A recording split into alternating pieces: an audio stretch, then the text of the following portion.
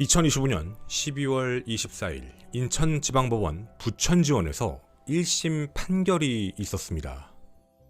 한 남성이 선고를 앞두고 기다리고 있었죠. 존속살해, 살인 혐의 1980년생 남성 A씨였습니다. 인권위에 대한 문제 때문에 성도 말씀 못 드리는 점 양해 부탁드립니다.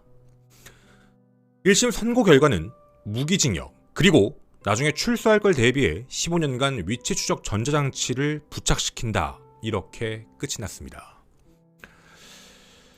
아마 이 사건 지난 7월 기사를 통해서 접하신 분들이 있을 것 같습니다. 좀 충격적이었죠. 4인 가족, 함께 사는 한 가정집을 그 안에서 자신의 부모님과 친형을 연속적으로 살인을 저지른 그 막내 아들의 범행 방식에 대한 부분은 더더욱 끔찍했습니다. 그냥 모든 게 다 충격적이었다라고 말하는 게 더 가까울 것 같습니다. 그런데 어떤 이유에서인지 이 사건은 신상공개 대상 자체도 위원회도 열리지가 않고 지나갔습니다. 잠깐 얘기가 벗어나가는 부분이긴 하지만 얼마 전에도 한 명의 신상공개가 됐었죠. 그 아파트 층간 소음 관련 살인사건 발생했을 때 그 얘기도 좀 다른 얘기들은 나오곤 있지만 그 살인사건과 관련해 있는 피고인도 신상공개가 됐습니다. 현재 대한민국에서 신상공개와 관련된 부분은 안 할 거면 아예 하지 말던가, 할 거면 형평성 있게 하던가. 우린 작년에도 그걸 너무 많이 봐왔거든요. 심지어 같은 구, 같은 지역에서 발생한 끔찍한 사건들도 하나는 공개하고 하나는 공개하지 않았습니다. 참 이런 부분이 사실 답답하기도 하고, 인권위에서 워낙에 뭐라고 하니까 일단은 A씨라는 말로 가도록 하겠습니다. 일단 이 사건의 범인 막내 아들 A씨요. A씨는 자신의 친형과 그리고 부모님과 함께 김포에 있는 한 가정집에서 살고 있었습니다. 자, 그런데 문제가 조금 발생했습니다. 2025년 7월 11일 우리가 때는 A씨의 어머니가 출근을 하지 않아 회사분들이 걱정을 해 집을 찾아왔는데요. 집 상황이 뭔가 이상한 겁니다. 현관문에 피가 있지? 안에는 너무 조용하고요. 뭔가 이상하다라는 직감 때문에 경찰에 신고를 하시게 됐는데요. 경찰은 문을 강제 개방하게 됩니다. 그런데 집안은 말 그대로 난리였습니다. 우린 이미 결과를 알고 있지만 작은 방에서, 안방 말고 작은 방에서 친형과 그리고 아버지가 흉기에 아주 끔찍하게 사망하신 흔적, 그리고 현관문에서요 어머니가 사망한 모습이 그대로 발견이 됩니다. 당연히 범인이 누구다라고 유추해볼 수 있는 상황일 수도 있는데요. 범인은 멀리 가지 않았습니다. 안방에서 자고 있었거든요. 해서 경찰은 현장에서 바로 이 A씨를 긴급 체포하게 됩니다. 자, 사실 충격적이죠. 집안에만 있었고 제3자에 대한 침입 흔적이 없고 문을 잠그고 있었고 현관에서 끔찍하게 피해를 입으신 어머니 혈흔이 현관문 밖까지 나가게 돼서 이제 지인분들이 확인하시고 신고를 했던 그런 사건입니다. 보통 사람들의 머릿속에선 이해할 수 없는 과정들인데 사건의 과정을 설명하기에 좀 앞서서 그날 도대체 무슨 일이 있었지를 얘기하기에 조금 앞서서 우리가 좀 기가 막힌 내용들을 좀 한번 확인해 봐야 될 것 같아요. 바로 A씨가 어떤 사람일까? 지금 이렇게 들어보면 아니 부모님을? 친형을? 얘 정신질환자구나. 미리 말씀드립니다. 공식적인 정신질환 병명 없습니다. 그런데 어떻게든 무언가를 찾아내서 병명 같은 얘기를 재판 때 하더라고요. 근데 그 얘기를 제가 듣는데요. 아니 저게 병명이야? 이런 생각이 들었거든요. 여러분들도 지금 이 A씨가 다 얘기할 수 없지만 어떻게 살았고 어떤 심리 상태였는지를 함께 들어주셨으면 좋겠습니다. 편을 들어달라는 게 아니고요. 다 얘기를 들어보고 근데 저런 짓을 했다고? 그게 이어지는지 한번 느껴봐 주셨으면 좋겠습니다. 자, A씨는요. 김포시 평범한 가정에서 자랐고요. 별 문제 없이 일반적인 그런 가정에서 성장을 하게 됩니다. 대학에서 정보보호학을 전공한 것으로 확인되고 실제로 공부를 못한 것도 아닙니다. 장학금 관련 문제 때문에 뭐 학과에서도 뭐 높은 2, 3등 정도의 성적은 유지를 했다고 해요. 대학교 4학년 때 교수님의 추천으로 이제 그 보안 관련 회사 있죠. 그곳에 취업을 하게 됩니다. 그냥 보통 대학생들의 과정처럼 보이시죠. 근데 그 근무 자체가 교대 근무가 너무 많아서 결국 퇴사를 하고 스스로 프로그래밍에 대한 부분을 배운 뒤 약 3년 정도 프로그래머로 회사에 취업합니다. 그 쿠땡이라는 회사 있죠. 지금 난리난 그 쿠땡 회사에서 취업을 하고 그 이후 프리랜서 개발자로 전환을 하게 됩니다. 자, 그리고요. 주변인 관계에 대해서도 확인을 좀 해봤는데 아는 사람이 많이 없습니다. 즉 친구는 많이 없는 케이스로 보여져요. 근데 뭐 그냥 사람들마다 대인관계에 대한 부분들은 다 다양하니까 뭐 그게 뭐 무조건 히키코모리다 뭐 이런 얘기를 하는 건 아닙니다. 정상적인 사회생활을 하고 있었던 상황으로도 보여지죠. 2025년 5월경이었습니다. 앞서 말씀드린 그 쿠땡이라는 데서 퇴직을 하게 되고 서울 관악구 신림동 소재의 원룸에서 혼자 거주를 합니다. 독립했다가 혼자 거주한 거죠. 그때 당시에 프리랜서로서 일을 하다 보니까 당연히 문제가 생기죠. 이게 쿠땡이라는 데서 회사 안에서 일을 했을 때보다 프리랜서로 나왔을 때 일감이 초반에 당연히 적다라는 건 누구나 예상해 볼 수 있는 일입니다. 당연한 얘기인 겁니다. 근데 뭔가 잘 일이 안 되고 또 다른 구직 활동에 대한 부분들이 잘 안 되기 시작을 했던 겁니다. 자, 여기까지는요. 그냥 보통 대학생들의 이야기 아닌가? 뭐 되게 어쨌든 열심히 살아가려고 하고 취업해보려고 하고 노력해보려고 하는 사람 아닌가? 근데 이 다음부터요. 전문가분들의 내용들이 조금 다른 쪽으로 흘러갑니다.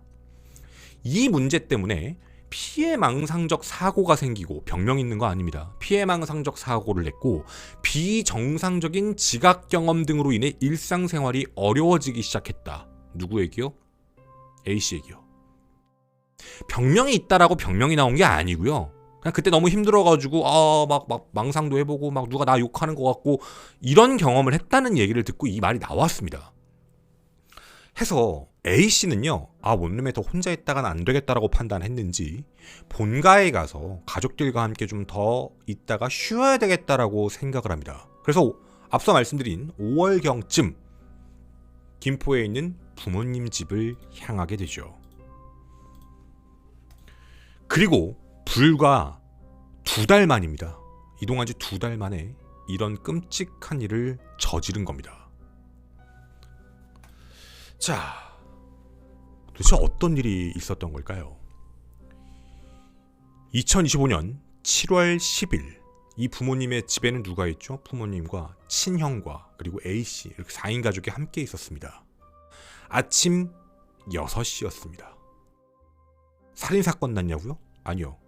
전조 증상이 시작됩니다. 바로 1차 폭행 사건이 발생합니다. 집에 왔던 A씨는요.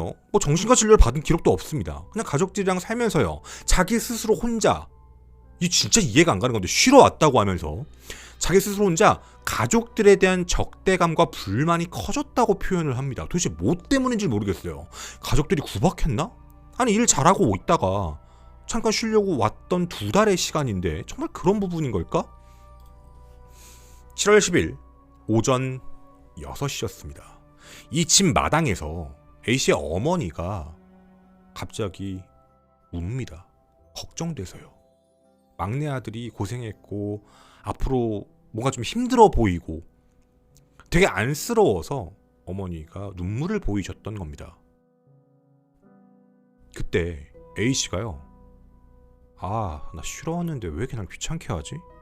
라는 생각이 순간적으로 들어 갑자기 화가 났고 나한테 가식적으로 하는구나 라는 생각으로요. 화가 나기 시작해서 어머니 앞에서요. 마당에 있는 벽돌을 자기 손으로 막 때리다가 이 손이 어머니의 머리를 향해 갑니다. 어머니를 폭행하기 시작합니다. 여러분 제가 지금 이게 들어보시면 이게 뭔 상황이야? 라는 생각이 드실 텐데 전 지금 있었던 일 그대로 A씨가 진술한 그대로를 설명드린 겁니다. 어머니 왜 때렸다고요? 어머니가 자기 앞에서 울어서요. 걱정돼서 어머니가 울었는데 때렸다고요. 자, 어머니를 공격하는 소리에 당연히 집안에 누가 있죠? 아버지와 형이 있습니다. 나와서 깜짝 놀란 거죠. 아버지가 먼저 나오셨습니다. 말렸겠죠. 왜 그러냐. 그랬더니 아버지까지 폭행하기 시작합니다. 누가요? 막내 아들이요. 아니 어머니는 왜 내 앞에서 울지? 왜 이렇게 가식적이지? 얘 말이 그런 건데 아버지는 왜 때려요? 이게 이유가 없어요. 자기 말려서 때렸다고요? 이걸 봤던 친형이요. 당연히 화가 나죠. 동생이 부모님을 폭행합니다. 해서 동생을 나무라면서 동생의 머리를 똑같이 때립니다. 난리가 나죠. 부모님들께서는 야 하지 마라 그러지 마라. 양쪽을 다 말립니다. 부모님은요. 그렇게 조금씩 진정이 돼가고 있는 상태였죠. 근데 문제가 뭐였냐면 다친 사람이 있었잖아요. A씨요. 또 부모님이 A씨가 아까 벽돌 막 손으로 때렸다 그랬죠. 다친 겁니다. 해서 부모님 모두 그리고 친형까지 친형의 차에 탑승을 해 모두 함께 다 같이 응급실을 가게 됩니다.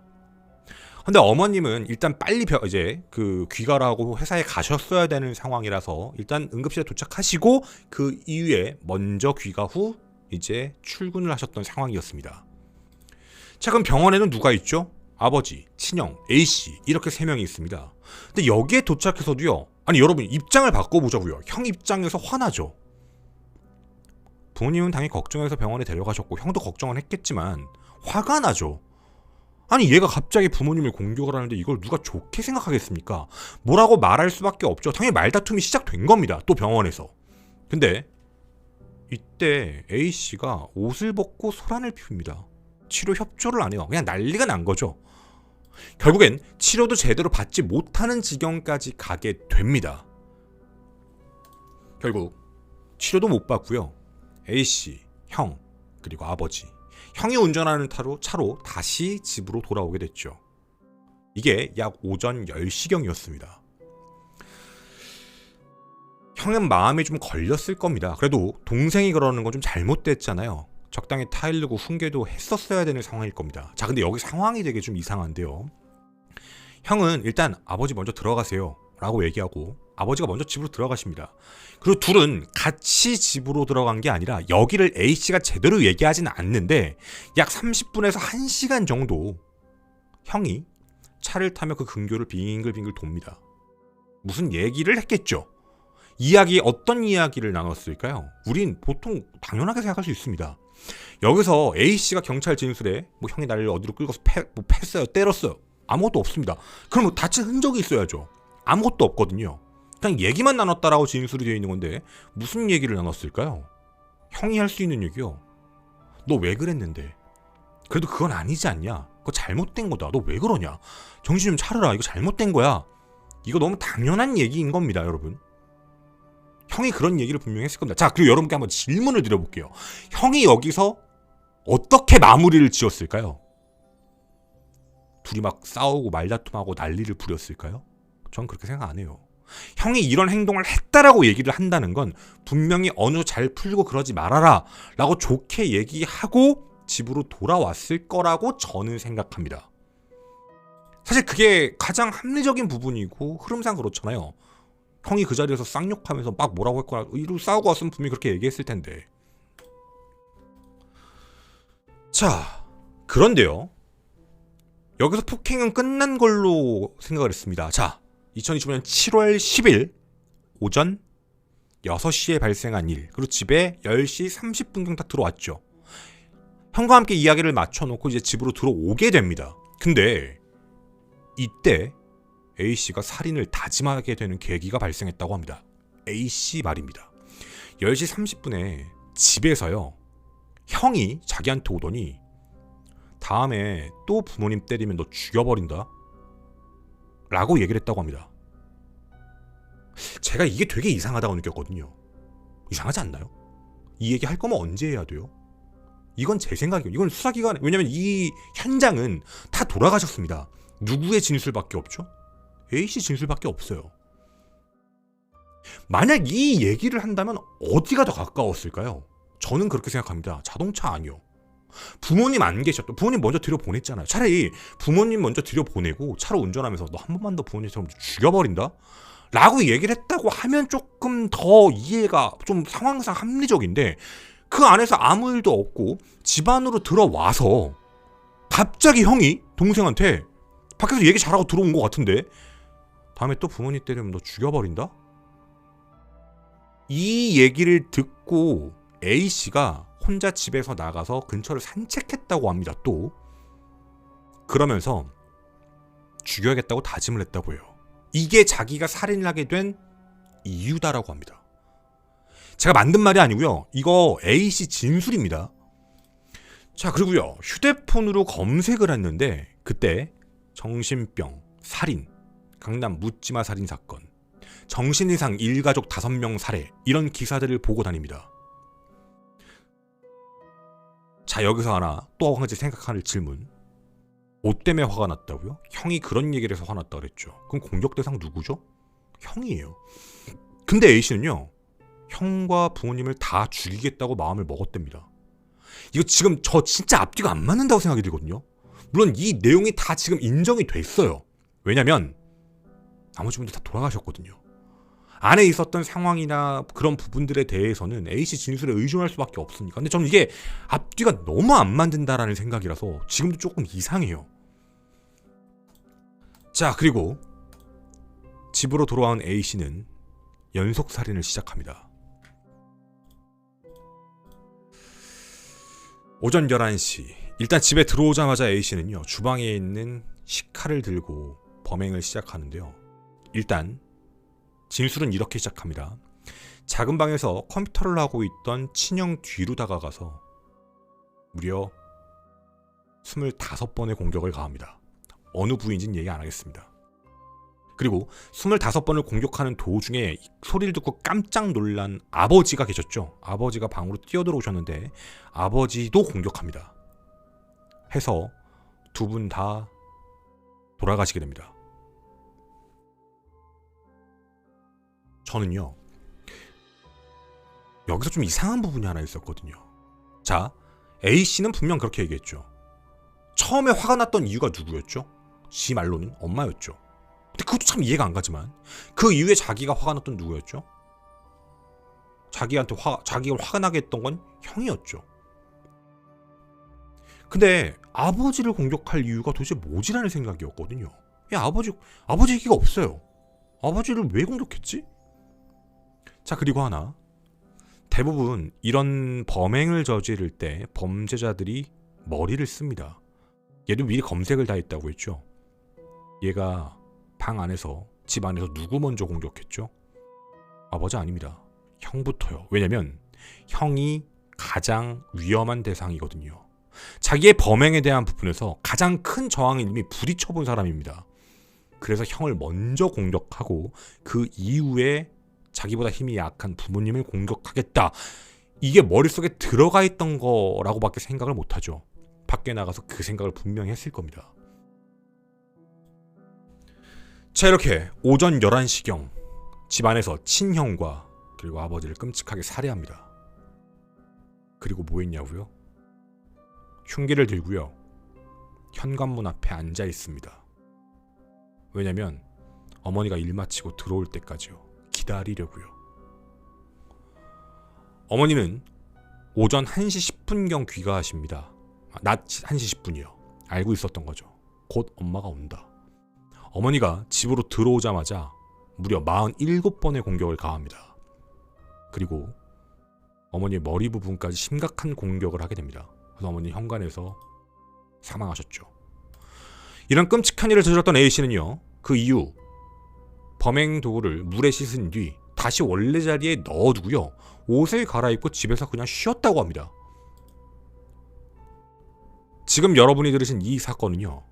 2025년 7월 10일 경기도 김포시의 한 주택에서 오전 6시에 폭행으로 시작해 응급실 갔다 와서 가족 간의 대화가 이루어지고 나서 어머님까지 불과 7시간 10분 만에 벌어진 일입니다. 7월 10일 그 사이 시간 7시간 10분이요. 끔찍하죠. 진짜 전 도무지 이해가 안 갑니다. 얘 신상공개 왜 안 하죠? 자기 가족 다 살해했습니다. 아니 근데 그거에 대해서 이유도 사실 납득이 잘 안 돼요. 어머니에게 왜 그런 원한을 생겨야 됐죠? 여러분 납득이 되시나요? 전 이게 정말 진지할 정도로 자기가 뭘 느꼈나라는 생각이 이거 있었나? 이거 만든 말 아니야? 라는 생각이 들 만큼이요. 어머니가 자기 걱정해서 울었다고요. 울었는데 그게 왜 그 정도의 공격 대상인지 도무지 이해가 안 가요. 형에 대한 부분도 앞서 말씀드렸죠. 형이 너 또 부모님 때리면 너 죽여버린다? 그걸 왜 집에서 하냐고요. 할 거면 밖에서 했겠죠. 앞뒤 상황이 다 안 맞거든요. 이건 다 그냥 A씨의 진술에 대한 부분인 겁니다. 일가족이 다 사망했습니다. 얘만 살아남았거든요. 신상 공개요? 안 해요. 너무 끔찍한데 안 합니다. 자, A씨는 경찰의 범행 동기에 대해서 뭐라고 얘기를 했을까요? 이렇게 얘기합니다. 무시당해서. 아니 뭘 무시했다고 하는 건지 모르겠어요. 그냥 무시당했대요. 그 부분이 이상하니까 당연히 이거에 대해 감정 작업을 해야 되는 건 맞습니다. 근데 그 결과가 뭐라고 나왔냐면 병명이 아닙니다. 우리가 알고 있는 정신질환 병명이 있는 게 아니라 정서 조절 및 행동 통제 능력이 약화돼 있다. 주변 환경에 대한 지나친 의심 및 피해 의식이 있다. 병명이 아니고요. 그냥 이런 게 있대요. 정신적 문제요. 진료받은 기록도 없고요. 인지 능력, 지적 능력 어디도 문제가 없습니다. 그냥 자기 스트레스가 있어서 스스로 혼자 편향된 사고를 보인다. 이게 다예요. 이거 다시 역으로 얘기하면 뭔 뜻인지 아십니까? 그런 척하면 돼요. 진짜 그럴 수도 있어요. 근데 그런 척하면 병명은 안 나와요. 병명이 나오는 게 아니라 아 얘가 이렇게 살았고 이렇게 생각을 했구나. 아 얘는 되게 편협적이네. 누가 이렇게 얘기하면 그렇게 생각하는구나. 이렇게 받아들이는 건 똑같잖아요. 이건 만들어낼 수 있는 거잖아요. 물론 정상적이 보이지는 않습니다. 다만 앞뒤가 안 맞잖아요. 진술이. 전문가님의 보고도 하나가 있었습니다. A씨가 이 범행에 대해 위법한 부분도 그 결과에 대한 부분도 알고 있다. 인식을 하고 있다. 질환이 아니죠. 범행 전 어머니의 폭행과 관련된 건 급성 스트레스 상황에서 발현될 수 있는 가능성이 있다라고 전문가분들의 보고가 들어왔어요. 채택이 됐습니다. 엄마가 앞에서 울었는데요. 아니 이게 정상적이진 않죠. 근데 이게 촉발 원인이 된다라는 걸로 해서 심리적으로 불안하고 정서적으로 불안한 상태에서 이런 범행을 저질렀다라는 부분이 어느 정도 인정이 된 겁니다. 도무지 이해가 안 가요. 아니 이런 사람들 많잖아요. 살아가는 거 힘들고 스트레스 받는 사람들 많아요. 그럼 이런 사람들 이거 다 받아줄 거예요? 질환 없다면서요. 근데 이걸 그냥 다 받아준 겁니다. 검찰은요 이 부분 절대 인정 안 했습니다. 범행을 참적할 만한 특별한 동기가 없다라고 아예 못을 박았어요. 재판부가 인정한 것처럼 인정 못한다 그거. 얘 동기 없는 거다. 얘 반인륜적이고 비도덕적 범행주행이고 이 사안 매우 불량하고 중대하다. 죄질 진짜 안 좋다. 계획적인 살인이다. 라고 얘기해 검찰은 사형을 구형합니다. 재판 결과요. 앞서 나왔죠. 무기징역형입니다. 사형이요. 안 줄 수 있죠. 요즘에 대한민국 사형 안 줍니다. 명재환 사건도 1심 사형 안 줬죠. 현재 항소심이 이제 남아있는데 검찰은 계속 사형을 구형합니다. 안 주죠. 그 이유에 대해서도 명확하게 적었으면 좋겠는데 저는 사실 이 말들도 조금 한편으로 하나는 이해가 가는 부분이 있으면서도 한쪽으로는 이해가 안 갔습니다. 일단 A씨가 검거가 되고 났을 때 검거된 당일입니다. 7월 11일 현장에서 검거되고 나서 경찰서로 이송이 된 다음에 이런 말을 처음 해요. 우리 부모님 생물학적으로는 친부모가 맞는데 다 가짜 같아요. 부모님이랑 형이 죽은 거 보고 다 끝났다. 모든 게 끝났다라는 생각이 들어 속이 후련하고요. 후회가 없고요. 미련도 없어요. 이렇게 얘기를 했다고 합니다. 경찰 진술이 이 얘기였어요. 근데 이 똑같은 날 다른 가족, 누가라고 정확히 명칭은 안 적을게요. 이제 유가족분들 중에 한 분, 가족이겠죠. 가족 중에 한 분이 면회를 왔는데 거기서 이런 얘기를 합니다. 왜 그렇게 했는지 아무 생각도 나지 않고 잘 모르겠어요. 수사기관에서 속이 후련하고 진술했는데 그거 자포자기해서 그런 것 같아요. 갑자기 이런 얘기를 해버려요. 그리고 이때 무슨 얘기를 했는지 아십니까? 전 이게 재판부가 인정한 것도 되게 어이가 없는데 자기가 어차피 오랫동안 살아야 되니까 감옥에서 철학을 좀 더 공부해보고 싶고, 그리고 복역하면서 신학에 정진해서 목사가 되거나 신학 관련 철학 박사학위를 따고 싶어요 라고 얘기를 했대요. 뭐 그 안에서 공부할 수 있죠. 네, 있습니다. 뭐 그거에 대해서 얘기하는 건 아니라, 이거 언제예요 여러분? 저 이게 너무 이해가 안 간 거예요. 이거 언제죠? 7월 11일이요. 사건 발생 바로 다음 날이에요. 잡히자마자 경찰한테는 그렇게 진술해 놓고요. 유가족이 면회 오니까 그렇게 얘기를 해요. 왜 그랬는지 모르겠어요. 자포자기하는 심정으로 그랬어요. 저 들어가면 공부해서 뭐 신학해가지고 목사 되거나 박사학위 딸래요. 이거요. 사형 못 주는 이유에 들어간 내용입니다. 여러분 안 믿기시겠지만 사형을 줄 수 없는 이유 중에 하나를 이걸 넣었어요. 이런 말을 해서, 일단 아까 말씀드린 이 얘기를 들은 유가족 중에 한 명이 그 어머니 쪽의 형제분이거든요. 어머니 쪽의 형제분이 탄원, 이제 선천 있죠. 그 좀 처벌 불원 좀 적게 주세요. 얘 이렇게 산대요. 관리 잘 할게요. 처벌 불원과 관련된 걸 넣은 거예요. 유가족의 입장이기 때문에 저는 어느 정도는 오케이. 근데 그 부분에 대해서 뭐라고 표현을 했냐면, 가족들과의 유대감이 있기 때문에 갱생의 가능성은 배제할 수 없다. 사형을 줄 수 없는 이유. 여기서 든 생각 하나. 아버지는요? 이거 그냥 제 생각입니다. 아버지 쪽 유가족은요? 없으셨던 건가? 유가족 모든 사람들의 말을 다 들어가서 그런 건가요? 저 잘 몰라서 그렇습니다. 물론 이게 첫 번째 이유라고 얘기를 했습니다. 자, 그리고서요. 이 일이 있고 나서 그 뒤부터는 A씨는 말을 좀 바꾸기 시작합니다. 범행 당시에는요, 나 괴롭히는 사람 모두 죽여 속이 후련했는데 지금 정신 차리고 보니까 왜 그랬는지 믿을 수 없고 후회스럽다. 모든 사람에게 죄송하다. 재판 때도 그래요. 너무 심한 죄를 저질렀다. 변명의 여지가 없다. 무엇이든 그냥 받아들이겠다. 이렇게만 얘기를 합니다.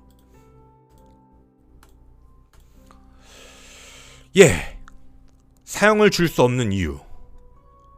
우리나라가 원래 사형을 잘 안 주니까 지금 현재는.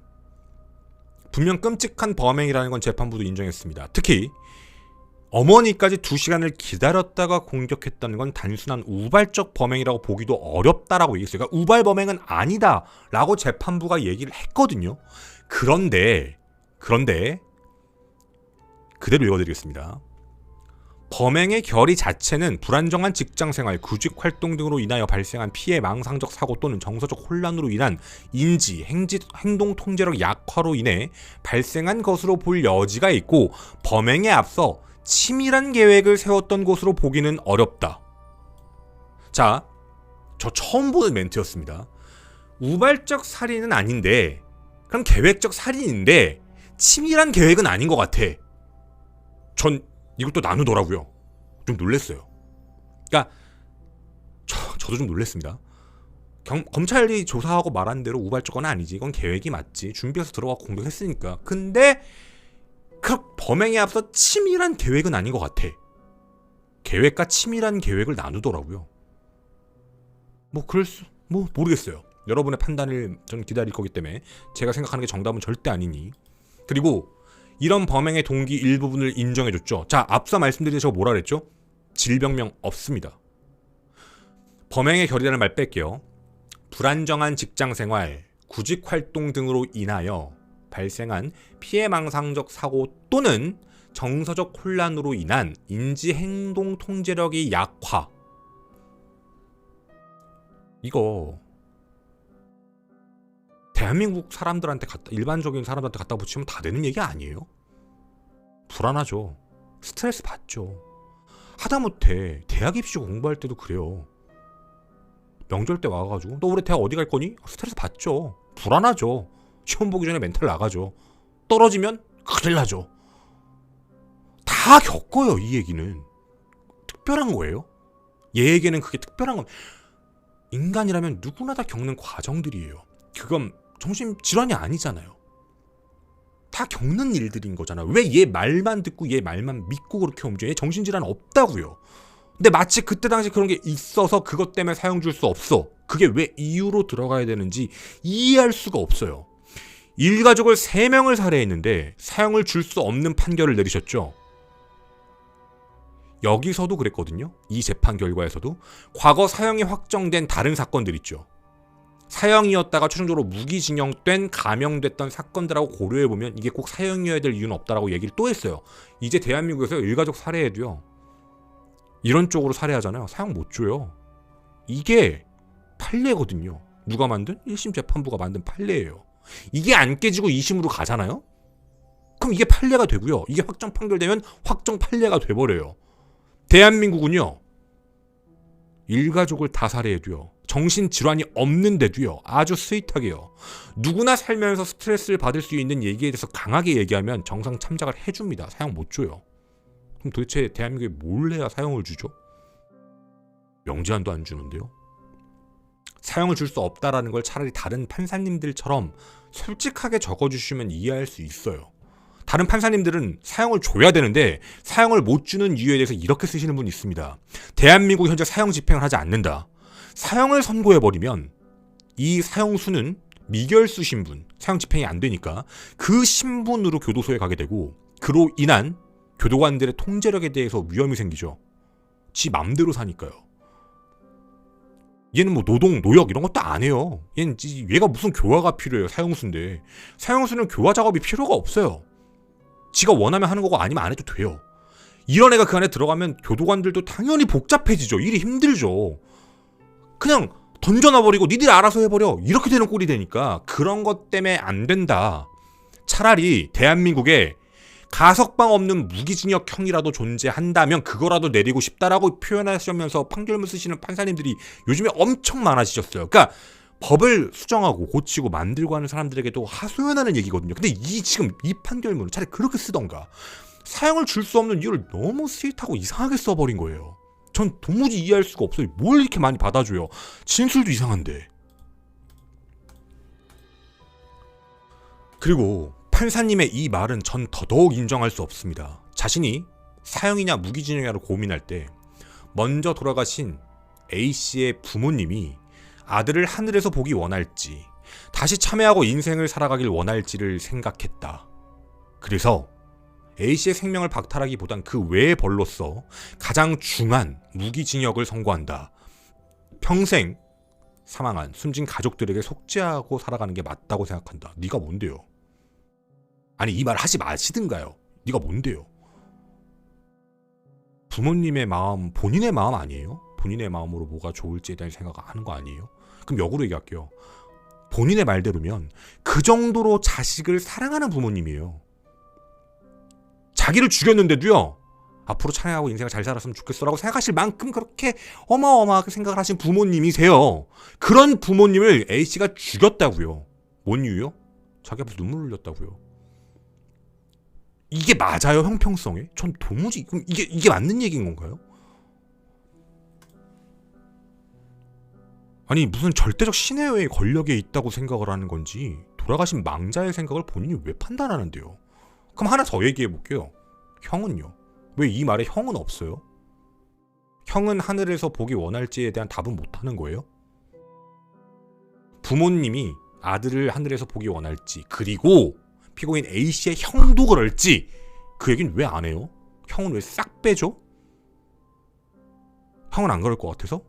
그럼 이런 얘기를 하지 마시죠.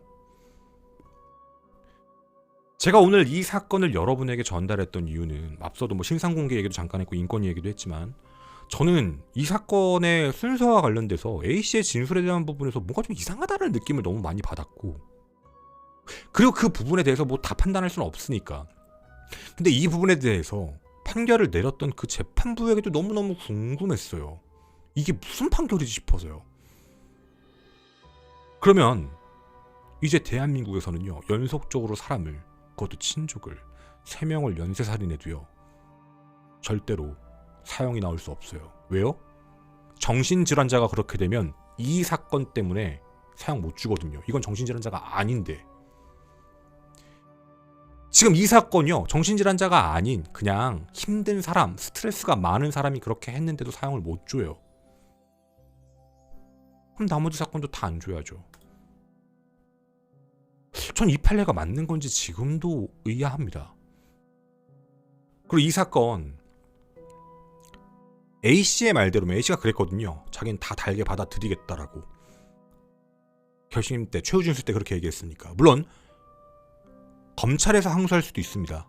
그건 뭐 상황 봐야겠지만 검찰에서 만약에 항소를 한다고 하면 어쨌든 항소심이 열리니까 얘가 항소를 안 한다 하더라도 내용들은 더 지켜보도록 하겠지만 저는 그런 생각이 들어요. 이런 식으로 판례 남기면 안 돼요. 이런 식으로 기각시키고 확정 판결 내리면 대한민국에 이런 판례가 생겨서 도무지 현실적으로 납득이 안 되는 말이 되는 거예요. 우리에게 김포 일가족 살인 사건으로 알려진 그 사건을 여러분께 전달을 해드렸습니다. 여러분의 많은 의견 댓글로 기다리도록 하겠습니다. 여러분은 이 판결 이해하시는지, 그리고 이게 적정한 올바른 내용인 건지 많은 의견 부탁드립니다. 김원이었습니다. 감사합니다.